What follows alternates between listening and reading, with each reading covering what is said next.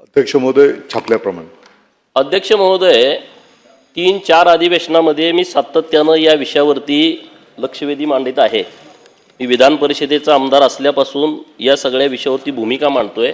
आपल्या माध्यमातून माननीय मंत्री महोदयांना माझी हात जोडून नम्रतेची विनंती आहे की हा प्रश्न महाराष्ट्रातील SC, ST, OBC, minor OBC, VJNT या सर्व कॅटेगरीतील लोकांच्या वरती इफेक्ट करणारा विषय आहे. राज्यातील सरळ सेवा शिक्षक भरती संवर्गातील बिंदू नामावलीमधील तपासणीमध्ये मोठ्या प्रमाणामध्ये घोटाळा केलेला आहे. आणि अध्यक्ष महोदय, 2-3 लाख हा नुसते मी शिक्षण विभागाचा मांडतोय, पण सर्व विभाग मग आरक्षण देऊन उपयोग काय? आज जर तुम्ही कायदा काय म्हणतोय, बिंदू नामावली 1970ला पहिल्यांदा आली आणि त्यामध्ये अनेक वेळा बदल झाले. जेव्हा जेव्हा रिझर्वेशन OBCचं रिझर्वेशन आलं, बिंदू नामावली चेंज झाली. नंतर VJNT त्यामध्ये प्रवर्ग तयार केला. 97ला परत ते बिंदू नामावल्या बदलल्या. 2018ला मराठा आरक्षण आलं, परत बिंदू नामावली बदलली. परत मराठा आरक्षण रद्द झालं, परत चेंज झाली. परत नव्यानं मराठा समाजाला आरक्षण दिलं, बिंदू नामावली बदलली. तर अध्यक्ष महोदय, ह्या विषयामध्ये बिंदू कसे निश्चित करायचे याची एक प्रक्रिया आहे. निवड यादी. पडळकर साहेब, पॉइंटेड प्रश्न घ्या. नाही, पॉइंटेड करणारच नाही ना. विषय काय आहे? विषय नाही, ह्या काय किरकोळ विषय नाही. जमत नसेल तर मी बोलत नाही. मला काय नुसतं बाहेर बातमी देण्यासाठी बोलायचं नाही. विषय जर सविस्तर लक्षात घ्या, आज 17 लक्षवेधी दाखवलेले आहे. विषय सभागृहात मांडलाय. त्या वेळेमध्ये आपण पॉइंटेड प्रश्न विचारा.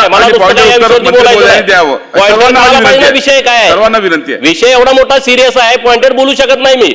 मला सविस्तर वेळ द्या या विषयामध्ये बोलायचा.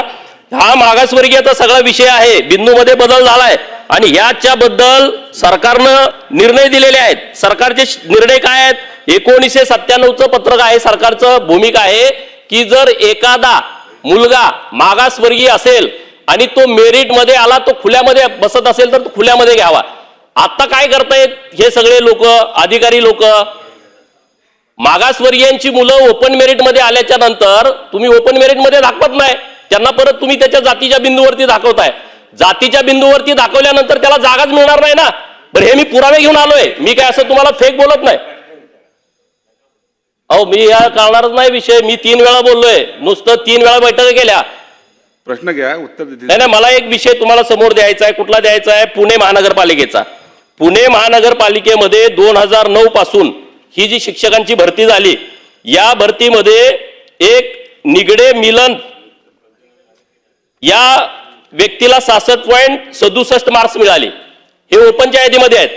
आणि OBCच्या यादीत दाखवलेली 16 मुलं, SCच्या यादीत दाखवलेली 3 मुलं, NTच्या यादीत दाखवलेली 2 मुलं, ही 66.67 पेक्षा जास्त आहेत मार्क. त्यांना खुल्या प्रवर्गात दाखवण्याची आवश्यकता होती, परंतु त्यांना खुल्या प्रवर्गात दाखवलं नाही. मंत्रिमहोदय उत्तर द्या. नाही, अजून विषय ना पुढं बघा.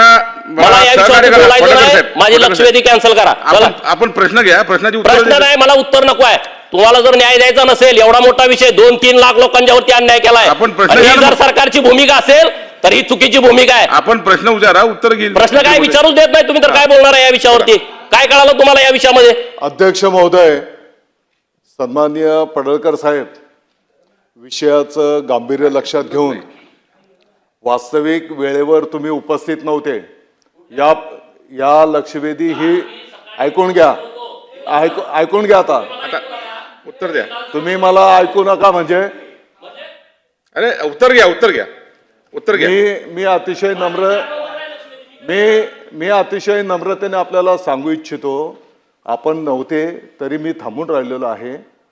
विषयाचं गांभीर्य लक्षात घेऊन आणि अध्यक्ष महोदय, मी तुम्हाला विनंती केली की 4थी लक्षवेधी परत घ्या. हो, बरोबर.